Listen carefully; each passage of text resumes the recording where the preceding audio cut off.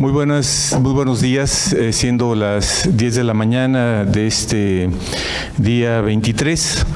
Vamos a iniciar nuestra sesión en esta Benemérita Sociedad de Geografía y Estadística del Estado de Jalisco, una sesión destinada a conmemorar los 12 años del reconocimiento como reserva de la biosfera al Bosque La Primavera.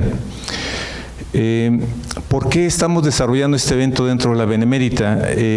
Lo cierto es de que hay dos grandes referentes con respecto a este evento, a quien agradezco mucho la presencia de todos ustedes, a nuestro presidente honorario vitalicio, el doctor Otto Schönduwe, a miembros de la directiva, a compañeros consocios de esta Benemérita, a quienes vienen de parte del organismo público descentralizado del Bosque La Primavera, a compañeros investigadores, estudiantes. Bienvenidos todos. ¿Por qué estamos desarrollando este evento? En gran parte es en esta memoria que estamos recuperando de 185 años de existencia de la Sociedad Mexicana de Geografía y Estadística, una sociedad que creó este jalisciense distinguido Valentín Gómez Farías, y que de alguna manera a la hora de crear esta primera institución, una primera institución dedicada a la investigación de la geografía de Jalisco y a la investigación de manera institucional, parte del espíritu era, y que él luchó prácticamente toda su vida, tanto como médico, después como político y eventualmente también como presidente de la República. Él luchó mucho por la parte del tema de la igualdad, es decir, pasar de una condición que tenía México antes de la independencia, donde prácticamente había niveles, muchos niveles, había virreyes, había encomendados, y después se luchó para que hubiera ciudadanos. Y en ese sentido, este espíritu se recoge porque cuando nosotros hablamos de igualdad en el siglo XXI, en parte tenemos que reconocer que cuando se habla de desarrollo sustentable, cuando se habla de conservar la vida, de conservar las reservas de las biosferas en el mundo, es para tener también un espíritu de igualdad con las generaciones que vienen hacia el futuro, de poder garantizar que ellos puedan disfrutar también estas manifestaciones en términos de vida. Y quien en términos de Naciones Unidas ha estado manteniendo un espíritu en términos de lo que significa este compromiso hacia la parte de la vida y en términos educativos, pues es la Organización de las Naciones Unidas para la Educación, la Ciencia y la Cultura, que conocemos con las siglas de UNESCO.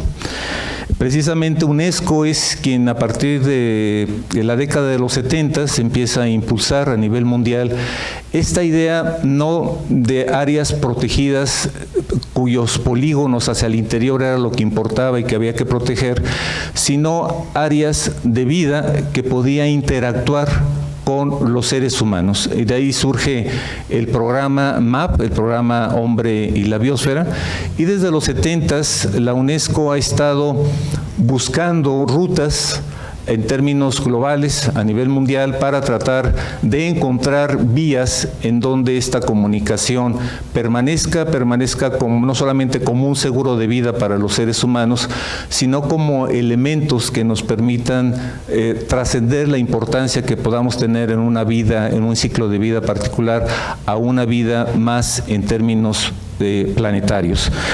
Y en ese sentido, también por eso, en términos de esa igualdad, queremos agradecer mucho que esté aquí con nosotros el doctor Sergio Guevara Asada, de parte de la UNESCO. Quiero decirles que él estuvo mucho tiempo al frente de todo el trabajo de investigación a nivel mundial con investigadores de todo el mundo dentro de este programa de Hombre y la Biosfera. Él tiene el pulso de lo que está pasando, las discusiones que se están generando alrededor de estos retos actuales, y ahora él se mantiene como el coordinador de la Cátedra UNESCO a nivel de todo el mundo con este gran tema de reservas de la biosfera y ambientes urbanos, porque pues es el gran reto, sin lugar a dudas. Somos una sociedad que está en las ciudades, pero no podemos tener aislado estos dos componentes, es decir, donde se concentran los seres humanos y donde la vida se sigue recreando. Entonces, bueno, en ese sentido, la posibilidad de iniciar este festejo de los 12 años de la declaratoria del Bosque de la Primavera como reserva de la biosfera, pues no podía comenzar de mejor manera que como estamos comenzando ahora, en esta sesión matutina. En principio vamos a escuchar al doctor Sergio Guevara Asada en una conferencia, después vamos a abrir un pequeño espacio de diálogo con ustedes, hablando precisamente de estas condiciones y de estos retos actuales, de estas ideas que están discutiéndose en el mundo y que ahora dentro de la Benemérita Sociedad de Geografía y Estadística vamos a poder escuchar de primera mano. Y en segundo término, pues estaríamos trabajando la parte de un simposio sobre el valor del Bosque de la Primavera, el valor en el pasado, en el presente y en el futuro, en donde vamos a poder escuchar a nuestro presidente honorario vitalicio, el arqueólogo Otto Chonduve, y al mismo tiempo que uno de los investigadores que está tomando el pulso precisamente de quienes habitan el Bosque La Primavera, que es el doctor Sergio Guerrero, y finalmente los últimos trabajos relacionados de cómo el Bosque de la Primavera está incrementando la parte van bien disminuyendo las muertes prematuras en la zona metropolitana de Guadalajara, que una visión de futuro nos puede orientar a eso. Bueno, dicho lo siguiente, y agradeciendo a todos su presencia, le cedo la palabra a nuestro invitado de honor, el doctor Sergio Guevara Asada, coordinador de la Cátedra UNESCO de Reservas de la Biosfera y Ambiente Urbano y presidente de los comités de la Biosfera, Reservas de la Biosfera de Iberoamérica y el Caribe. Muchas gracias, doctor Guevara, por estar con nosotros. Pasaré ahí.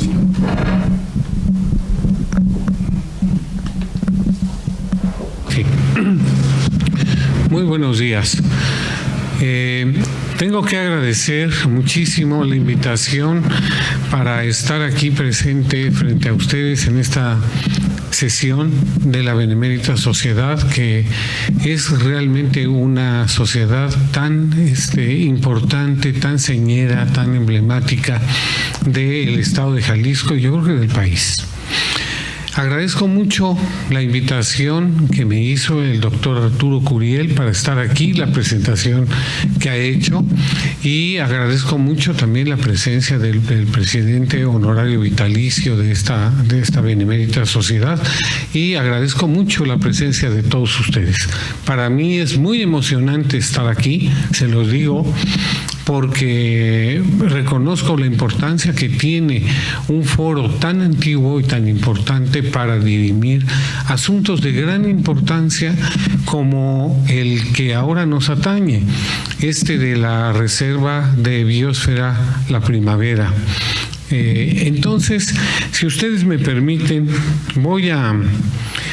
Como dijo Arturo, estoy metido en este lío de las reservas de biosfera de la UNESCO ya desde hace un buen rato, con el afán de lograr entender los alcances que tiene el concepto y el programa para aprovecharlo de manera íntegra y cabal en México principalmente.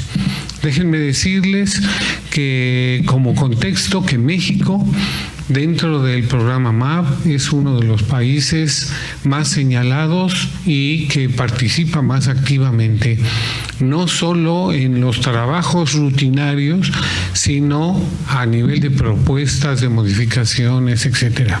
Lo cual se refleja claramente en que México ocupa, no es muy importante, pero les da a ustedes una idea, entre el tercero y cuarto lugar en el mundo en cuanto a número de reservas de biosfera. Tenemos 42 reservas de biosfera en la red mundial de reservas de la UNESCO. Nos superan los Estados Unidos, etcétera, no importa. Pero México siempre ha ocupado un lugar muy destacado. Y dentro de ese conjunto de 42 reservas, la Primavera, espero hoy señalarlo, es una de las grandes alternativas para las reservas de biosfera mexicanas y para las reservas iberoamericanas y aún mundiales, como platicaba con un colega al iniciar esta reunión. Entonces, permítanme, lamentablemente, empezar con una cuestión un poquito negativa. Yo debería empezar con cosas más bien positivas, pero vamos a crear un contexto para las reservas de biosfera y después aterrizar un poco las propuestas y las ideas que tenemos nosotros. A todos, esto es a todos común, ¿no? A todos es un consenso que en los últimos 50 años la modificación que ha sufrido nuestro planeta, no solo a nivel de condiciones naturales, sino sociales, económicas y aún geológicas en el planeta, ha sido tan intensa como no ha ocurrido en las últimas etapas históricas de la humanidad. Esto nos ha puesto en peligro algo que a mí, en donde voy a centrar mis esfuerzos en esta charla de esta mañana, ha puesto en peligro el capital natural, del cual México detenta una enorme porción de este capital natural. Y reconociendo además que el capital natural es un eje o una base estratégica fundamental si pensamos en un posible desarrollo sustentable mexicano y de las regiones de México. Estamos ante una crisis ambiental muy amplia, muy grande, mal diagnosticada. Quiero decirles que realmente tenemos una idea de lo mal que está nuestro medio ambiente, del deterioro que está sufriendo, de la amenaza que hay sobre el medio ambiente. Sin embargo, no tenemos una visión integral. Está mal diagnosticado, está sesgado en algunas partes y en otras soslayado. Bien. Para decirles a ustedes, para ejemplificar esto, déjenme referirme a que grupos de investigadores, geólogos fundamentalmente, e inclusive ecólogos, se han inclusive atrevido a calificar esta última etapa de modificación del ambiente y de nuestro planeta intenso como una nueva era geológica, Estamos hablando de unas cuestiones muy serias y a esta era le llaman el antropoceno. Todos ustedes habrán oído hablar del antropoceno, pero el antropoceno es realmente un concepto espeluznante, porque en los últimos años, en los últimos 150 años más o menos, se han modificado realmente las condiciones del planeta hasta causar condiciones nuevas, tan nuevas que son equiparables a otras eras geológicas que han transcurrido. Aquí tienen ustedes, no se preocupen, no les voy a explicar esta horrible gráfica completa, solamente la tengo puesta para ejemplificar lo que está pasando, por ejemplo, con las pesquerías, que como ven ustedes, ya más del 80% de las pesquerías está siendo fuertemente afectada y deteriorada, no solo explotada, sino deteriorada. Pero ya para no cansarlos, solamente voy a llamar su atención aquí, en donde hay que considerar que el 90% de la biomasa total de mamíferos que en este momento hay en el planeta son seres humanos y animales domesticados. Para decirlo de una manera un poquito más ruda, seres humanos y vacas, ¿no? Hay otras cosas, claro, hay puercos, hay otras cosas, pero 90% de la biomasa, o sea que 10% de la biomasa restante son todos el resto de las especies de mamíferos. Esto para que tengan ustedes una idea de por qué algunos colegas se atrevieron a calificar a esta última época como una nueva era geológica del planeta. Y así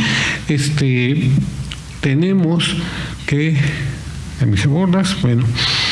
han ido disminuyendo poblaciones de acuáticas, terrestres, etcétera, etcétera, de manera muy preocupante, muy preocupante.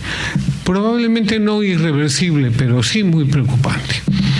Bien, en la década de los 70, al principio de la década de los 70, surge como consecuencia del programa biológico internacional, de la cual muchos de ustedes nunca habrán oído, pero que fue un esfuerzo internacional de investigación, sobre todo de ecología de Polo Sur, Polo Norte.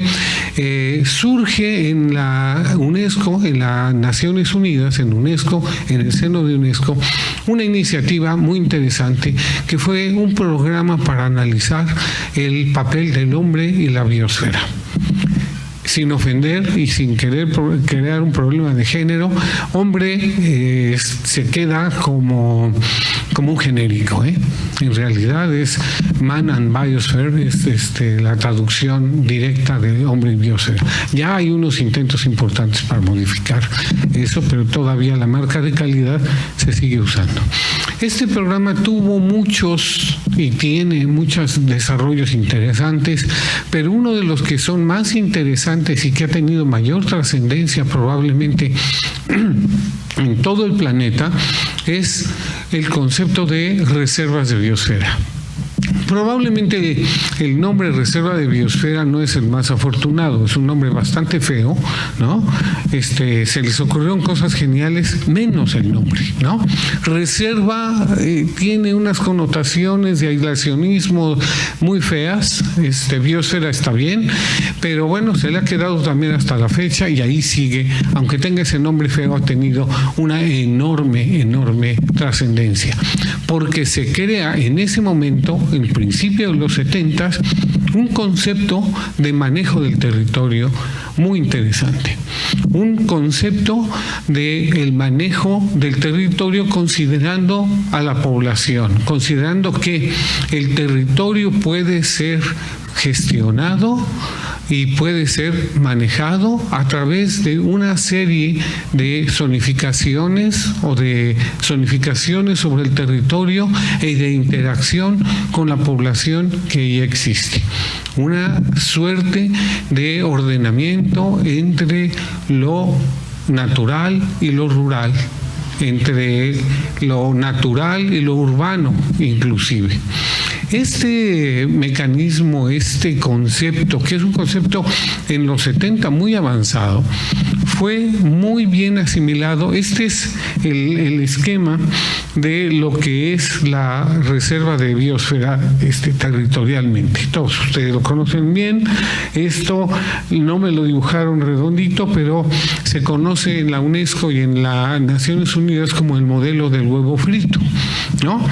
Porque, como ustedes verán, son tres grandes zonas, que es una zona núcleo, una zona de amortiguamiento y una zona de transición, dentro de los cuales están previstas una serie de actividades y de desarrollos muy importantes, y los indicadores de funcionamiento de la reserva de biosfera los han hecho uno de los mecanismos, si me lo preguntan a mí, el mecanismo más depurado para poder manejar el territorio de una manera de desarrollar el territorio. Ya dejen la sustentabilidad, ojalá, de manera sustentable, pero de desarrollar el territorio a largo plazo y beneficiando a la mayor cantidad de gente posible. Bueno, dejo el huevo frito, volveré un poco más adelante.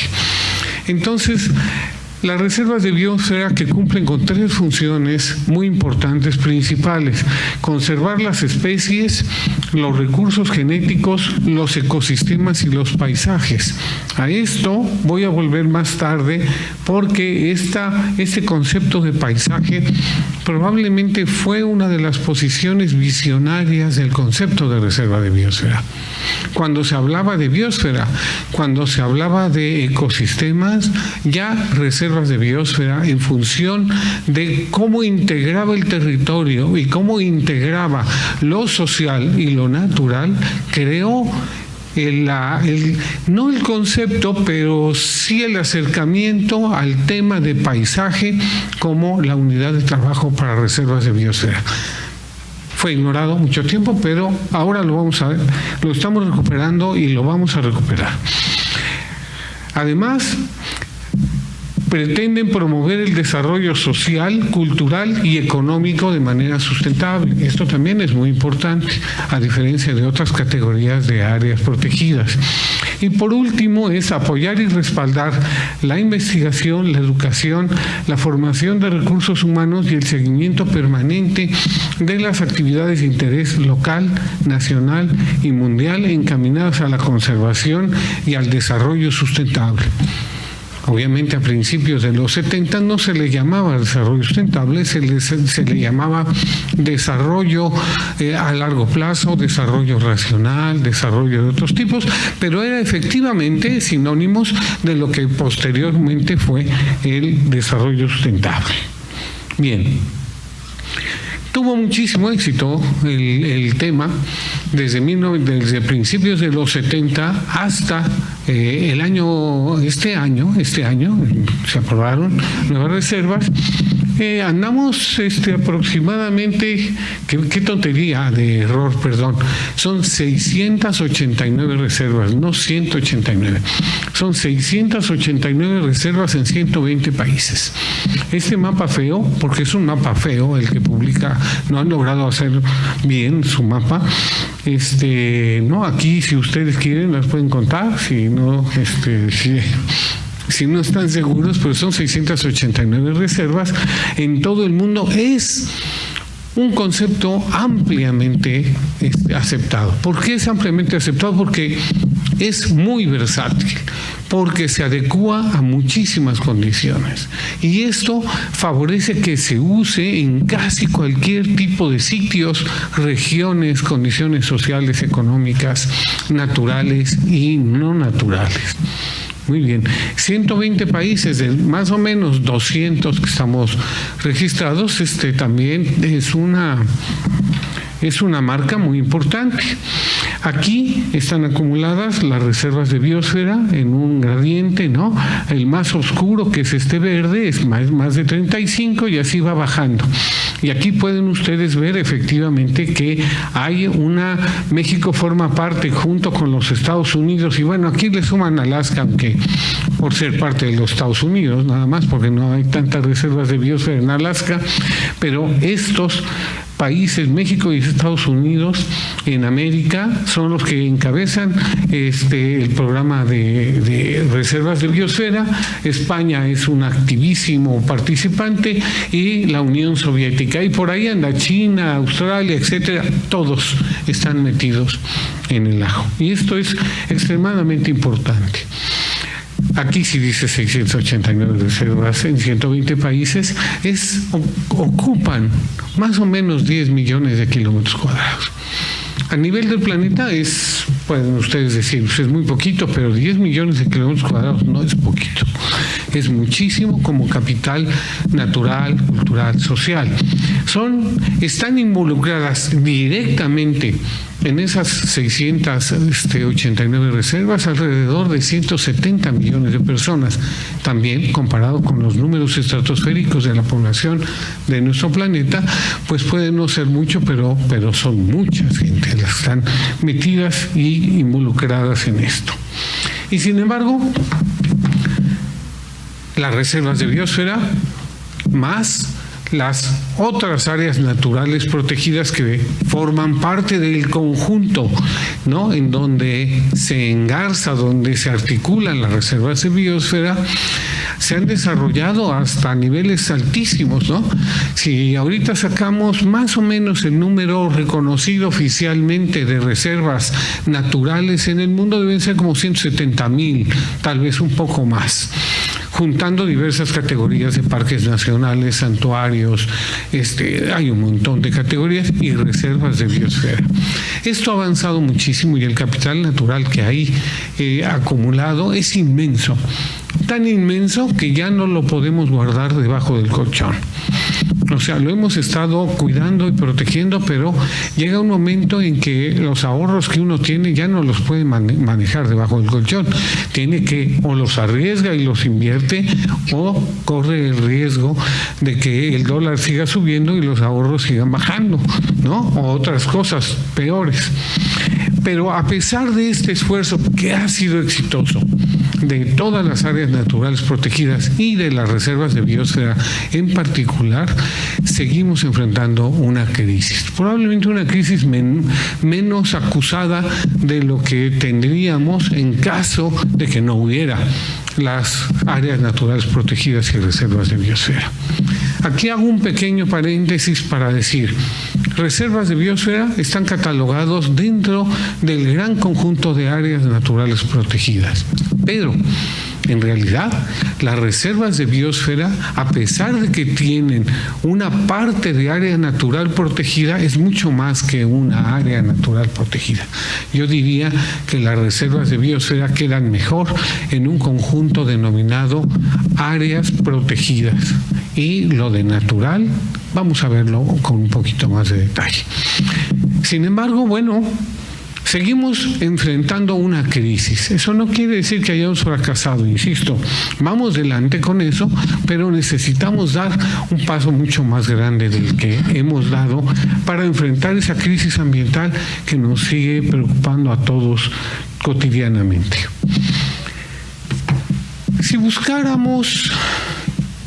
bosquejáramos en este momento el planeta entero, el territorio del planeta, diríamos que efectivamente hay un enorme desarrollo agrícola para producir los alimentos para esa cantidad de gente inmensa que tenemos, ¿no? Entonces hay un desarrollo agrícola, pesquero, ganadero, etcétera, de un tamaño superlativo. Pero hemos tomado la estrategia, hemos decidido que el crecimiento de la población se va a hacer en núcleos urbanos. Esto es muy antiguo, sí, ¿no? Pero ha sido la gran decisión del género humano, que fue absolutamente decidido, no fue casual en algunos casos, pero muy pocos en realidad, fue un invento de el ser humano. Entonces, esto ha ido creciendo, ¿no? Los núcleos urbanos han tenido un éxito grandísimo. Aquí podríamos abrir un debate si qué bueno o qué malo, pero como decía un colega, si nos repartimos el territorio total entre los habitantes que hay, creo que no nos toca ni un cuarto de metro, ¿no? Entonces, el haber concentrado a la población nos da la oportunidad de poder observar el resto del territorio o lo que queda del territorio. Desde 2009, este crecimiento ha sido fulgurante, el crecimiento del desarrollo urbano, de los núcleos urbanos. Desde el 2009, según las Naciones Unidas, ¿no?, la mitad de la población del planeta vive en núcleos urbanos. Ahorita más de la mitad de la población vive en núcleos urbanos. Esto es, solo la mitad de la población no vive en núcleos urbanos, pero esto es heterogéneo en el planeta. Los núcleos en general en el planeta ocupan más o menos el 3% de la superficie del territorio del planeta. Es muy poquito, ¿sí?, pero consumen el 75% de la disponibilidad de recursos naturales y producen el 80% de los gases de invernadero, que ustedes saben tiene consecuencias importantes para el clima y la contaminación de todo, de aguas, de suelos, etcétera, etcétera. En este contexto, México es un país urbano de toda la vida, entiendo yo. No quiero meter la pata, pero yo creo que las ciudades-estado del mundo mesoamericano, etcétera, desde ahí empiezan los núcleos urbanos a crecer de manera muy importante, con características muy peculiares, pero en el momento, según la INEGI, ¿no?, creámosle o no, yo creo que sí le creo, 78% de los mexicanos vive en núcleos urbanos. 78%. Esto quiere decir que 22%, o sea, que 22 de cada 100 mexicanos no viven en ciudades. Esto es aterrador. ¿Quién produce alimentos? Bueno, en fin, esto lo vamos a ver un poquito más adelante. Pero este panorama urbano, esta ocupación del territorio, pero sobre todo este uso de los recursos, nos abre un capítulo muy interesante para poder crear una nueva iniciativa basada Desde mi punto de vista, yo parezco vendedor de licuadoras o de aspiradoras. Desde mi punto de vista de las reservas de biosfera, que es lo que a mí me tiene convencido como modelo, para crear una alternativa importante. Bueno, esta foto que todos conocen, este arreglo de la iluminación del planeta, en donde se ve que el desarrollo urbano del planeta efectivamente es espeluznante, ¿no? Bueno, con todas sus asegúnes. Esto está sacado de datos del INEGI, ¿no? Para que ustedes se den cuenta de qué tan urbanos somos, y no hablo de educados, o sea, qué tanta población de México vive en núcleos urbanos, que en esto está un poquito exagerado porque esos núcleos urbanos son desde 2.500 habitantes para arriba, pero aún así, déjenme decirles que el territorio está prácticamente todo ocupado por núcleos urbanos. Efectivamente, para nosotros la perspectiva, el horizonte, las características del territorio están marcadas por el desarrollo urbano y sus consecuencias. Si nosotros pusiéramos ya no los núcleos urbanos más pequeños, sino solamente aquellos que están que son mayores de 50,000 habitantes, nos encontraríamos con un panorama como este. Tenemos pocas ciudades muy grandototas y tenemos unas ciudades medias, crecientes, importantes, y luego muchas chiquitas. Y quiero llamar la atención además que casi todas las ciudades grandes están en los altiplanos mexicanos y en los altiplanos mexicanos, de norte a centro, ¿no? Y muy pocas ciudades grandes, medianas sí, en las costas, que es el nuevo paradigma del desarrollo mexicano, sin duda. Si nosotros lo viéramos desde el punto de vista de vegetación, nos encontraríamos con que efectivamente casi todos están en el altiplano y la mayor parte en zonas áridas, semiáridas y bosques pino-encino, ¿no? Esto está marcado efectivamente por la orografía de la Sierra Madre Oriental Occidental y la Sierra Madre del Sur y el eje volcán y el eje transversal volcánico. Pero así está, ¿no? Si lo viéramos desde el punto de vista de la topografía, nos encontraríamos que efectivamente nuestras ciudades están ubicadas casi todas a una cierta altitud y domina esto. Si nosotros vemos los paisajes, ¿no? Algún geógrafo norteamericano, algún grupo de geógrafos norteamericanos muy recientemente, hace unos años, sacaron un mapa del mundo. Esto extraje la parte mexicana porque me parece muy interesante verlo desde este punto de vista y tiene trascendencia para las reservas de biosfera. Fíjense que efectivamente se llama, está en inglés, anthrops, que son los sistemas antropogénicos, son paisajes, son sitios en uso, ¿no? Y le llaman anthrops en oposición a los biomas naturales. Siempre hemos estado trabajando con mapas de biomas naturales y siempre hemos estado buscando la naturalidad como el horizonte luminoso hacia el que tenemos que encaminar todos nuestros esfuerzos, no solo de conservación, sino de restauración. Bien, pero la realidad es que si eso bien existe, también debemos reconocer que el territorio, sobre todo en países como México, ha sido a lo largo de su historia extensa e intensamente utilizado, de tal manera que si bien tenemos zonas naturales, la mayor parte de nuestro territorio forma parte de un paisaje complejo y muy interesante, en donde, señoras y señores, la biodiversidad se ha conservado. Y esa paradoja no la hemos resuelto.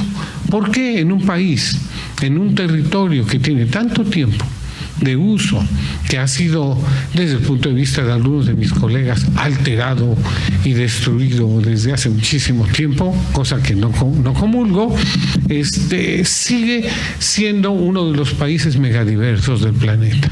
Sigue siendo uno de los grandes ejemplos de biodiversidad en el mundo. Esa paradoja no se resolverá en el paisaje, y yo por eso me interesa mucho el planteamiento que ahora hacen estos geógrafos norteamericanos, porque me parece que debemos empezar a trabajar con más detalle, pero con mapas de paisajes en donde sumemos lo urbano, lo natural, lo rural y sus variantes, porque hay muchas variantes de eso. Entonces esto también me parece una iniciativa muy linda que va muy bien con reservas de biosfera.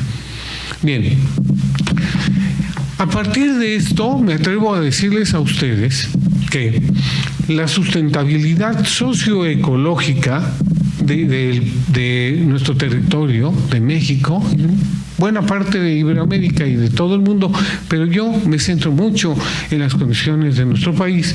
La sustentabilidad socioecológica depende de la manera en que diseñemos, gestionemos y vivamos las ciudades. Si ven ustedes la cantidad, la importancia, los paisajes, y me entenderán esta atrevida aseveración. Yo creo que sí. Voy a acudir, Arturo, cuando ya estén fastidiados y me esté pasando de todo me dices, por favor. Bueno. Voy a acudir a algo que todo mundo está hablando actualmente, que puede ser útil, pero también puede ser inútil. Todo mundo habla de los objetivos de desarrollo sostenible, ¿no?, del planeta. Esto fue emitido por las Naciones Unidas, 17 objetivos, parece muy bien, con el fin de comprometer a los gobiernos. Todo el mundo se comprometió. Todos los países se comprometieron a cumplir con los objetivos, y a nivel nacional todos los estados, etcétera, nos hemos comprometido a cumplir con los objetivos. No están mal los objetivos, pero no son ni suficientes ni claros como para nuestro país, pero son útiles utilizar este esquema. Y bueno, hay desde la lucha por la pobreza, producción de alimentos, ya ven ustedes, hay una serie de cosas. No las voy a repetir porque no se asusten, no voy a festinar mucho esto, solamente una parte, que es esta. Si nosotros aceptamos que las ciudades son puntos estratégicos y críticos para el manejo del desarrollo, y cuando digo desarrollo, insisto, implico lo social y lo natural, y ahí va lo económico, etcétera, etcétera, ¿no? Si aceptamos eso, entonces tenemos que aceptar que el objetivo fundamental del desarrollo que nosotros debemos atender es el de ciudades sustentables, que es uno de los grandes objetivos. Es el objetivo 11, pero no solo ese. Tenemos uno mucho más importante que debíamos analizar y que tiene mucha relación para poder hacer sustentable una ciudad, que es el patrón de producción y consumo. O sea, la clave de muchos de nuestros males y de nuestros bienes también es el patrón, ¿no? El patrón que tenemos de la producción y del consumo a nivel del planeta, y particularmente en las ciudades. Están estrechamente vinculados. Entonces, el 11 y el 12. Y el 11 y 12 depende de la salud de nuestros ecosistemas acuáticos y de la salud de nuestros ecosistemas terrestres. Y todo esto, las flechas que van para un lado y para otro no les crean, ya están medias confusas, pero así como se los estoy explicando, estos dos forman un elemento, estos dos son materia de la sustentabilidad y del cambio del patrón de producción y consumo, y todo eso redunda en el desde mi punto de vista, en el mitigamiento del cambio climático general del planeta, que habría que verlo con un poquito de calma, porque nosotros tenemos más preocupaciones aquí y en estos 4 con respecto al uso del suelo más que al cambio climático, aunque es definitivo, es definitivo. No me vayan ustedes a calificar junto con el presidente de los Estados Unidos que no cree en el cambio climático. Creo en el cambio climático, pero creo que así como la oración, el credo, creo que el cambio de uso del suelo es importantísimo para nosotros y además lo podemos aplicar y cambiar de manera más o menos a corto plazo. Bien. Entonces, este objetivo 11 es lograr que las ciudades y los asentamientos humanos sean inclusivos, seguros, resilientes y sostenibles. Le dije sostenible porque está traducido a español de España. Entonces hay que redoblar los esfuerzos para proteger el patrimonio cultural y natural del mundo. Estas son las metas. Y aumentar el número de ciudades y asentamientos que adopten y pongan en marcha políticas y planes para promover la inclusión y el uso eficiente de los recursos. Si ustedes lo quieren ver con detalle, yo no puse todas las metas, puse solamente algunas de ellas, ¿no? Como aumentar la urbanización inclusiva y sostenible, la capacidad para planificación y gestión. Esto me parece muy importante desde el punto de vista de reservas de biosfera, y apoyar los vínculos económicos, sociales y ambientales positivos entre las zonas urbanas, periurbanas y rurales mediante el fortalecimiento de la planificación y el desarrollo regional, nacional y mundial, pero el regional es el que a mí me preocupa en este momento. Hasta ahora, déjenme decir que la planificación territorial y urbanística no está siendo capaz de integrar esa interdependencia, lo que provoca dualidades territoriales muy perversas, ¿no? Entre lo urbano y lo rural, como si fueran cosas separadas, entre el centro y la periferia, entre lo urbanizable y no urbanizable, entre lo protegido y lo no protegido. O sea, nuestros planes de desarrollo, nuestra planificación ha acendrado estas diferencias, ¿no? Y eso, bueno, hace que se necesite urgentemente, si no un nuevo modelo, acá pone un nuevo modelo, si no es reforzar el modelo que ya existe de planificación integrada del territorio para gestionar sustentablemente y como todo, gradientes urbanos, rurales, de espacios verdes y ecosistemas culturales y naturales, protegidos y no protegidos del territorio donde se ubican las ciudades. Si esto es así, entonces lo que necesitan es una reserva de biosfera. La reserva de biosfera, en este momento, si ustedes hacen una búsqueda, claro que pueden crear su propio modelo, eso no cabe la menor duda, pero creo que también debemos decir que esas desigualdades territoriales y sociales tenemos como posibilidad usar las reservas de biosfera que tienen una visión integradora que permite la planificación considerando los gradientes territoriales. Esos gradientes del centro de la ciudad a la periferia hasta las zonas naturales, etcétera. Todos lo que se considera un paisaje integrado. O sea, no utilizar paisajes urbanos, rurales, naturales como cuestiones que están separadas, que están aisladas entre sí, sino integrarlos en un sistema, ¿no? Un paradigma de territorios sustentables con ciudadanos activos y participativos, que es que también prevén las reservas de biosfera como forma de gobernanza de las propias reservas. El reto, entonces, es incorporar a las ciudades a las reservas de biosfera. No solo las reservas de biosfera a las ciudades. Si queremos ser más ambiciosos, casi deberíamos decir, incorporemos las ciudades a las reservas de biosfera como una forma de manejar el territorio. integremos la ciudad y el territorio en reservas de biosfera, creando ciudadanos sustentables.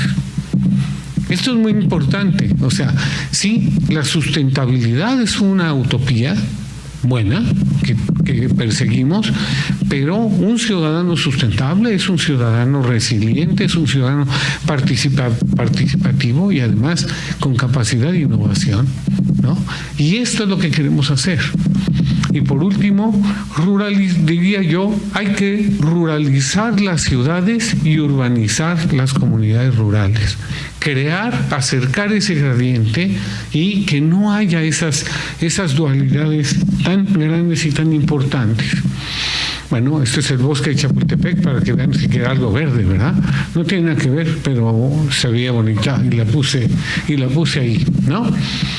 Piensen ustedes que dentro de las ciudades que se encuentran muy aisladas de su parte rural y de su parte natural, es el primer contacto que tiene el 60% de la población del mundo con la naturaleza. Es su medio ambiente urbano. El 60%, aquel 60%, a lo mejor exagerado, bájenlo a 50, bájenlo a 40, es un montón. Estoy hablando de ciudadanos del mundo. El primer contacto que tienen con la naturaleza es dentro de la ciudad, sea lo que ahí haya. Las aves invasoras, una pequeña área verde, un jardincito. Eso es el contacto que tiene la población. Los ciudadanos, entonces, viven cotidianamente la uniformidad ambiental de las ciudades. Tendemos en aras del bienestar urbano, crear una homogeneidad dentro de las ciudades. Y si ustedes me apuran, a que las ciudades se parezcan todas entre sí, ¿no? Queremos parecernos a las ciudades del mundo globalizado urbano. Yo creo que tenemos ideas propias y tenemos condiciones y necesidades propias para crear nuestros propios modelos urbanos. No tenemos que ser el mismo modelo, pero bueno, planifiquemos, participemos, necesitamos innovar.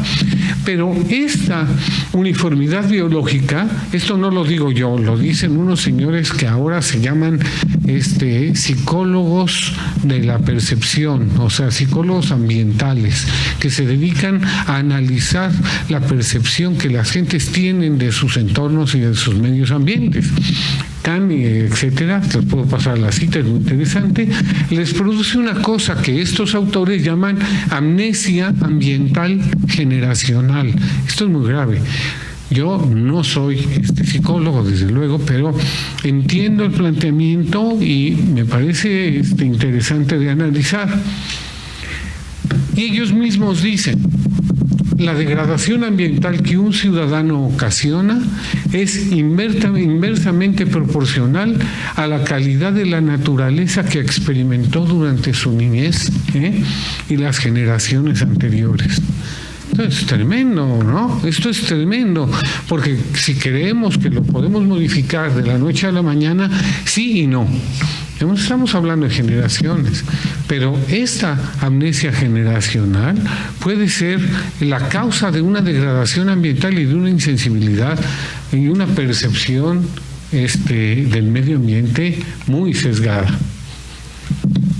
Yo uso mucho esta frase porque me gusta mucho. La ignorancia colectiva lleva a la indiferencia. Y esto es lo que no podemos permitirnos, ¿no? No tenemos que jalar todos el carro en el mismo sentido, no, pero ser indiferentes nunca. Tendríamos que promover la participación de manera muy activa y muy importante. Las reservas de la biosfera pueden ser la última frontera de la conservación. Cuando hablo de conservación, concédanme que lo diga, pero yo soy ecólogo y se me sale lo de la conservación, pero lo veo desde un punto de vista, como se los he planteado, un poquito más amplio, ¿no? Entonces, tenemos aquí en este mapa, por ejemplo, la relación que existe entre áreas naturales protegidas, las ciudades arriba de 50,000 habitantes y las reservas de biosfera que hay. Fíjense que cuando se crearon varias de las reservas de biosfera en México, se crearon, bueno, pues porque había condiciones, porque la gente lo pidió, se promovieron y se crearon. Pero nos está ocurriendo una cosa que está ocurriendo en la primavera, que es la ciudad crece y llega a la reserva de biosfera. Desafortunadamente no es al revés. No es que haya crecido la reserva de biosfera y haya llegado a la ciudad. Ojalá fuera así. Y tenemos casos, la primavera, que ahora nos atañe y que yo quiero subrayar 2 o 3 cosas sobre eso. A continuación, está en el área conurbada de Guadalajara, Zapopan, etcétera, y en un lugar crítico y muy estratégico, de manera muy interesante. Pero Cumbres de Monterrey, por ejemplo, también, ¿no? Le llegó la conurbación, y a los otros que están sufriendo de manera diferente, pero muy parecido, es el Parque Arrecifal Veracruzano, que es una reserva de biosfera y que el puerto de Veracruz se la está cargando, ¿no? Bueno, ahí uno dice esto. Hay que resolverlo. Dice, no, son nichos de oportunidad fantásticos, ¿no? Para poder realmente empezar una nueva etapa, una nueva era de reservas de biosfera periurbanas o inclusive urbanas. Tenemos que empezar. No lo tenemos todo hecho, no tenemos la metodología, tenemos la inquietud y tenemos mucha gente conocedora que trabajando juntos, ¿no? Pasando la etapa de los gritos y las discusiones y los sillazos y todo eso, se puede empezar a trabajar. Sabemos que se puede. Y en eso vamos a trabajar. Entonces, queremos acercar las reservas de biosfera a las ciudades, las que ya están, son nuestra punta de lanza. Y de aquí en adelante, a lo mejor nos vamos a lanzar a crear reservas de biosfera en grandes ciudades, ¿eh? A lo mejor hasta convencemos a la Ciudad de México que se lance. ¿Quién sabe, no? Soñar no cuesta nada.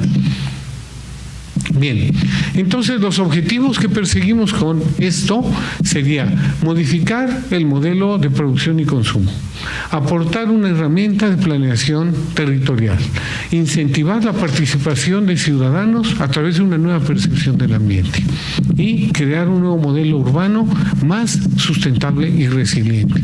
Pero el secreto de todo es que tengamos cero indiferencia, que tengamos participación, a favor y en contra, no importa, pero que haya innovación, que haya ideas, que se discuta. La participación de los ciudadanos es el secreto de estas reservas de biosfera urbanas para el futuro. Y no porque esté planteándome una actitud terrorista y no, al contrario, ¿no? Tenemos que participar entre todos. Los gobiernos no pueden hacer las cosas y a veces los errores que cometen solo los criticamos, pero no participamos. Tenemos que crear una iniciativa que venga de abajo para arriba. Bueno, no les voy a leer todo esto para que no se duerman, pero déjenme decirles que en el modelo de huevo frito, si necesitamos cambiar todo, necesitamos cambiar hasta el modelo de reserva de biosfera, transformarlo, no cambiar el modelo, transformarlo. Fíjense que en el modelo tenemos como como yo les había dicho, tenemos un área núcleo que se considera el santuario donde está la mayor biodiversidad, luego una zona de amortiguamiento en donde se pueden llevar a cabo proyectos que fomenten y que protejan la biodiversidad que hay en el núcleo, y luego una zona de transición en donde se vale hacer proyectos productivos sustentables. De alguna manera, este huevo frito es un modelo de cebolla, ¿no? En donde las capas protegen la zona núcleo. Esto ha hecho que efectivamente se le considere a reserva de biosfera un área natural protegida de la biodiversidad. Sí es, pero no ignoremos estas dos áreas que en este momento se revierten como las más importantes. Y les voy a decir por qué. De alguna manera podríamos considerar que el modelo ¿no? Es un modelo centrípeto, va de afuera para adentro, protegiendo el núcleo. Bien, tenemos que cambiar. Tenemos que crear un modelo centrífugo. Bueno, ya tenemos, ¿no? Ya tenemos en la zona núcleo con toda su biodiversidad, pero ¿por qué no el área de amortiguamiento le cambiamos el nombre y le cambiamos el funcionamiento y los indicadores y lo hacemos un área de conectividad en vez de un área de amortiguamiento? ¿Por qué? Pues porque lo que queremos es que esta biodiversidad, que es nuestro capital natural, trabaje para nosotros. Queremos invertirlo, y para invertirlo hay que, ¿no?, llevarlo a, en vez de una zona de restauración, ¿no?, una zona de transición, hagamos una zona de restauración de los proyectos más productivos. Pero ¿de dónde vamos a sacar, me pregunto yo, el capital natural para abordar esto del amortiguamiento, de la transición o de todo lo demás? Pues del núcleo. Está bien que se mueva la biodiversidad. Hay gente que dice, pero ¿cómo? La vas a perder, se va a ir. No, va a volver. Y va a volver reforzada y probablemente más biodiversidad de la que teníamos antes. ¿Riesgo? Pues sí, que no arriesga no gana, decía mi abuela, ¿no? Entonces, yo creo que sí tenemos que modificar nuestro modelo a un modelo centrífugo. Y esto nos va a permitir, ¿no?, crear muchos huevos fritos. O sea, el huevo frito, estas unidades territoriales se pueden ir interconectando entre sí de manera administrativa, pero sobre todo de manera operacional, de tal manera que crezcan adaptativamente en el territorio y que se vaya creando cada vez más un manejo adaptativo del territorio participativo, pero siempre con una visión de paisaje. Entonces las ciudades no deben ser enemigos, deben ser cómplices para el desarrollo sustentable, son nuestros cómplices, ¿no? Pero tenemos también que reconocer que la diversidad está en constante movimiento entre lo rural, natural, urbano, y es la clave del paisaje. La clave es un solo paisaje. La biodiversidad se mueve, queramos o no queramos, para todos lados. Y tenemos, ¿no?, que hacer que este intercambio de especies entre lo urbano, lo rural y lo natural, que intercambian especies secundarias, que tienen ecosistemas nativos o naturales, que tienen ecosistemas agrícolas y que tienen ecosistemas emergentes, en las ciudades, que también hay que reconocer que existen en algunas ciudades, intercambian especies nativas y a veces las especies endémicas, ¿no?, y amenazadas se encuentran en las ciudades mismas y en otros sitios una posibilidad de existir, de aumentar la diversidad. Entonces necesitamos conectar la ciudad al territorio. Y bueno, de esto ustedes saben más que nada. La primavera, para mí, y no es porque hoy me hayan invitado y les tengo que pagar el favor, no, la primavera puede ser la punta de lanza de esta nueva iniciativa de reservas de biosfera, como las quieran llamar, periurbanas, urbanas, como ustedes quieran. Pero creo que de lo que ustedes tienen de zonificación, podíamos verlo como un paisaje. Podíamos ver dónde están los flujos. Sí, conectividades, pero también flujos. ¿Flujos de qué? Flujos de agua, flujos de aire, flujos de biodiversidad, flujos de gente, ¿no? De aquí para acá, de allá para acá. ¿Cuáles son los flujos? ¿Cómo se mueve esto a nivel de los flujos? ¿Cómo lo podemos integrar? ¿Qué queremos que se mantenga, que se transforme, que se integre, pero sobre todo que se integre al sistema? Entonces, las zonificaciones de la CONAM pues siempre son más simples, porque si no la UNESCO se le erizan los cabellos. Entonces se hace una zonificación más simple, pero en realidad me gustan las más complejas, con todos sus asegúnes de amenazas y posibilidades que hay en el territorio, en este territorio vecino de la ciudad de Guadalajara y de otros municipios, y que inclusive, si me apuran mucho, podría estar conectado con otros, con otras zonas naturales o rurales de manera más amplia. Es un centro que debemos generar, o sea, tenemos que hacer que la biodiversidad de la primavera entre a Guadalajara, que vaya a Zapopan, que se mueva, pero que no desaparezca. Sí que se mueva, y tenemos que encontrar los mecanismos para que fluya, porque en el flujo tenemos la fortaleza del modelo, y ahí queremos que la gente participe, que la gente innove, que la gente nos diga, ¿no?, cómo hay que regular el flujo y movimiento de la diversidad de agua en el entorno natural, cómo conectamos la fragmentación social, económica y medioambiental, cómo promover proyectos productivos en la ciudad y su entorno, y cómo le damos una gran identidad. Son elementos de identidad. Esta planificación del territorio, la reserva de la primavera tiene un gran potencial de identidad de esta ciudad, de este entorno, y que puede iniciar y ser el detonador de un cambio mucho mayor. En este momento nos preocupa la primavera, pero la primavera nos puede ayudar a romper ese cerco y a crear una nueva posibilidad y dar identidad local y regional a esta ciudad, ¿no?, que tanto nos hace falta en el país. Puntos finales. Entre los grandes logros de las reservas a lo largo de la historia, sin duda destacarán las reservas urbanas. Eso no les quepa la menor duda.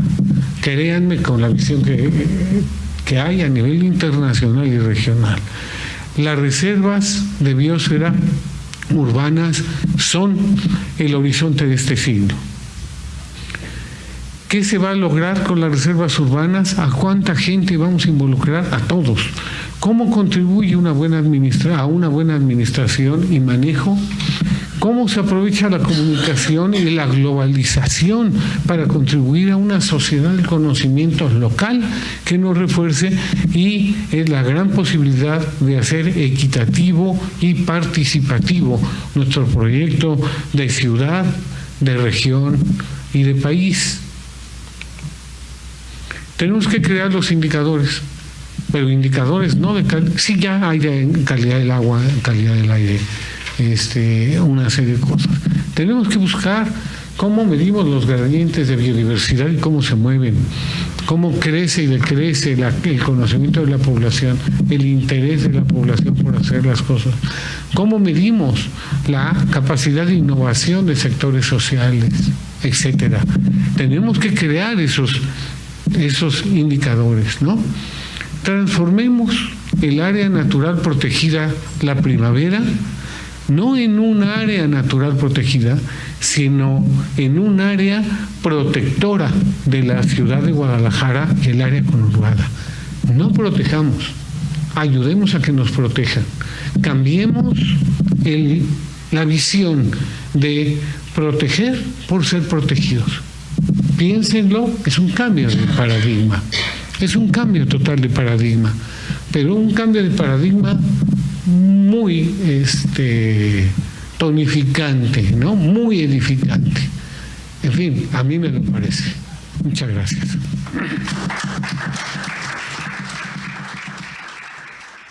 Recoger esos planteamientos, o sea, creo que lo que se buscaba con no perder de vista este reconocimiento que tiene el bosque de la primavera como reserva de la biosfera, recuperarlo como un potencial para seguir adelante en términos de este interés por conservar esta zona. Creo que este planteamiento que nos hace el doctor Sergio Guevara, reconozcamos de que el bosque debemos de buscarlo, debemos de identificarlo como un protector de la zona metropolitana, tenemos que buscar estas conectividades. A mí me ha gustado mucho este planteamiento que ahora nos comparte desde la UNESCO como un gran reto, y nos da mucho gusto que la Benemérita Sociedad de Geografía y Estadística haya tomado dentro de su plan operativo anual de este 2018 parte de este compromiso de considerar el patrimonio cultural y natural que tenemos en Jalisco como un elemento fundamental para el desarrollo. Y reconocer, el doctor, que en el caso de la Benemérita Sociedad, pues hay un parte de ese capital humano que la UNESCO identifica como estratégico, al tener aquí diferentes visiones que se articulan en este espacio. Como lo comentábamos, tenemos políticos, tenemos científicos, tenemos presbíteros, tenemos generales, tenemos jóvenes, tenemos sabios, y de alguna manera el haber coincidido con este interés pues nos alienta a seguir adelante. Mientras se prepara para la parte del simposio, me gustaría saber si alguno de los participantes aquí presentes, si alguien de los aquí presentes quisiera aprovechar la presencia del doctor para hacer ahora alguna observación, alguna pregunta, algún planteamiento. Podríamos abrir un espacio para una o dos preguntas alrededor de ello. Hola, soy Livia Servín. Me pareció muy interesante todo lo planteado. Desde 2012 aproximadamente fui invitada como experta en la parte relativa a la participación ciudadana a conocer algo que se llama forestería análoga, así lo tradujeron, hace 6 años. Y mi voz ha sido como la que se escucha en el espacio, o sea, todavía sentimos que no hay receptividad ante modificaciones. Este planteamiento existe desde hace más de 10 años, y sigue evolucionando. De repente identificamos como los principales factores que nos impiden avanzar desde la antropología formal, que precisamente no sabemos trabajar en equipo y no nos sabemos comunicar y no nos sabemos escuchar. Entonces, esto propicia y genera una invitación. Estamos trabajando con una metodología de participación ciudadana que precisamente tiene indicadores para facilitar el identificar cuáles son nuestros recursos y el grado de participación que cada ciudadano y que cada población puede tener, y facilitan precisamente el trabajo colaborativo. Entonces, la verdad es que es muy valioso que ustedes lo estén planteando como tal, y a mí me gustaría quedar vinculada con ustedes. O sea, la fuerza la hacemos porque de repente vienen y luego se van, y a mí es a la que me toca saber que en ese pueblo que está ahí pegado acaban de matar a un chavo, y sé quién fue y sé cuál es el contexto. Entonces eso nos enriquece, y yo quedo a sus órdenes y les agradezco mucho todo esto. Sí, muchas gracias por el comentario. Doctor Zúñiga. Buenos días, Rodrigo Ramos, su servidor. Felicitarlo por su intervención y solicitarle esa parte que parece contradictoria en la semántica. Entiendo que tiene un sentido más profundo: la ruralización de las ciudades, la urbanización de lo rural. Si pudiera comentar el límite y la extensión de este planteamiento. Gracias. Bueno, empezaría, Lidia, yo creo que tienes toda la razón. El punto es medular. O aprendemos a comunicar, o nadie se va a enterar. Yo creo que efectivamente uno de los grandes esfuerzos que tenemos que hacer es aprender a decir las cosas, porque no lo sabemos hacer. Los científicos son o somos autistas, totalmente autistas, ¿no? Y parece que todo mundo tiene que saber lo que sabemos para poder entender lo que decimos. A lo mejor yo todavía tengo dejos de eso, no digo que no, pero me parece el reto de la comunicación qué decir, a quién decir y cómo decirlo. Cómo lograr que en la población haya una inserción, que esa población, esos grupos se inserten socialmente y se involucren en este tipo de asuntos, es fundamental. Desde luego, no descuidar la parte legal, la parte técnica, etcétera. Pero me parece que efectivamente en ese terreno hemos hecho muy poquito y no sabemos qué decir, a quién decir y cómo decir. Me dirán, la educación ambiental, sí, un poco sí, pero no todo. Hay más que eso. Es mucho más que eso lo que tenemos que transmitir. Y eso es para mí es una de mis grandes preocupaciones. No sé cómo hacerlo. Tendríamos que juntarnos, tendríamos que hacer un trabajo conjunto para poder empezar a generar ese tipo de cosas y estar apoyándonos en eso mientras llevamos a cabo otro tipo de tareas simultáneas, sí, ¿no? Pero convenciendo cada vez más a un mayor número de personas. Eso es un tema sensacional, es un tema maravilloso. Gracias. Rodrigo, pues es una manera, a ver, ¿cómo lo diría? De mercadotecnia para hablar de gradientes, ¿no? En donde lo rural pueda llegar a las ciudades, ¿no? Y que las comunidades rurales atiendan a las ciudades de una manera más urbanizada, quiero decir, más conocedora de lo que necesita la ciudad y la ciudad más conocedora de lo que le puede dar el mundo rural relacionado con ellos. Por eso, ¿no? Esa aseveración de vamos a ruralizar las ciudades no es exactamente vamos a cultivar maíz en los camellones, sino vamos a hacer que lo que se consume, lo que se distribuye, tenga una relación muy estrecha con las áreas donde se produce y que las áreas que producen tengan mucha más relación con la demanda de la ciudad más cercana, de tal manera que unos se ruralicen y otros se urbanicen, por decir algo, que ese gradiente sea un gradiente y no sea una separación, como yo digo, perversa entre, bueno, pues esto es lo rural, si quieres venir para acá. No, yo creo que las ciudades tienen una huella, las ciudades están relacionadas con su territorio y dependen de él. A veces el territorio es inmenso. Si me hablan de agua, ¿no? Yo creo que la Ciudad de México trae agua, yo no sé de dónde. No, la huella de la Ciudad de México es monstruosa. Todas las ciudades tienen huella, unas chiquitas, unas grandototototas. En ese sentido va. Es una idea de romper esa separación y crear un gradiente entre lo rural y lo urbano, donde no sepas dónde está acabando medio uno y empezando el otro. A eso se refiere nada más.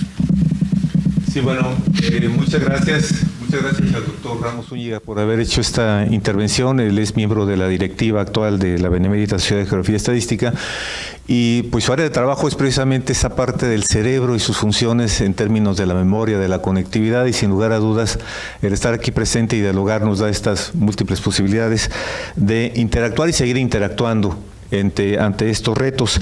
Me gustaría leer este reconocimiento que le hace la Benemérita Sociedad de Geografía y Estadística del Estado de Jalisco, institución científica y cultural instalada el 27 de septiembre de 1864, se otorga el presente reconocimiento al doctor Sergio Guevara Azada por su participación en las actividades organizadas por esta institución dentro de la celebración Bosque La Primavera, Reserva de la Biosfera, 12 años del reconocimiento de la UNESCO, con la conferencia de apertura El Bosque La Primavera ante la nueva generación de reservas de las biosferas urbanas, mismas que se llevó llevó a cabo en las instalaciones de nuestra casa sede, cumpliendo así con el objetivo fundamental de esta benemérita institución, que desde su fundación ha sido el estudio y la divulgación de la ciencia y la cultura, Guadalajara, Jalisco, a 23 de octubre del 2018, 185 aniversario de la Sociedad Mexicana de Geografía y Estadística. Muchas gracias, doctor, por estar aquí. Gracias, doctor.